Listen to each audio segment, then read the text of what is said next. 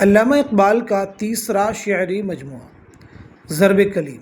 ضرب کلیم کی معنی کیا ہے؟ ضرب کی معنی چوٹ کے ہیں، جبکہ کلیم اللہ تعالیٰ کی اولو العزم پیغمبر حضرت موسیٰ علیہ السلام کا لقب ہے۔ اللہ تعالیٰ نے آپ کو عصا کا معجزہ عطا کیا تھا۔ آپ نے اپنا عصا دریائے نیل پر مارا تو وہ 2 حصوں میں تقسیم ہو گیا اور راستہ بن گیا۔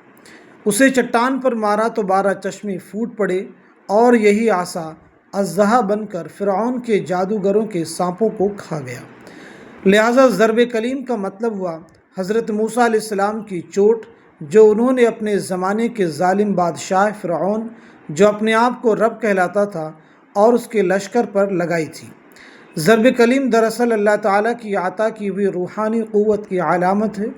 اس نام سے علامہ اقبال کی مراد یہی ہے کہ یہ کتاب امت مسلمہ کو دور حاضر کے فتنوں کے خلاف روحانی قوت عطا کرے گی اور مسلمان اس کے ذریعے اپنی خودی بیدار کر کے اس دور کی فرعونی طاقتوں پر کاری ضرب لگائیں گے۔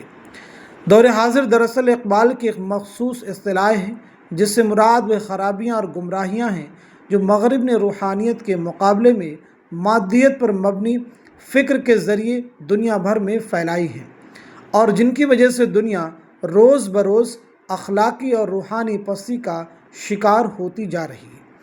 یہ کتاب امت مسلمہ کو اسی الحادی اور لادینی تہذیب کے خلاف ضرب کلیم حاصل کرنے کے طریقے بتاتی ہے۔ علامہ اقبال نے کتاب کے سر ورق پر خود یہ الفاظ لکھے ہیں: اعلان جنگ دور حاضر کے خلاف۔ کتاب کے پہلے ہی صفحے پر موجود یہ شعر بھی کتاب کے نام اور مقصد کو واضح کرتا ہے: ہزار چشم تیرے سنگ راہ سے پھوٹے، خودی میں ڈوب کے ضرب کلیم پیدا کر۔ ضرب کلیم پہلی بار 1936 میں چھپی تھی، شائع ہوئی تھی۔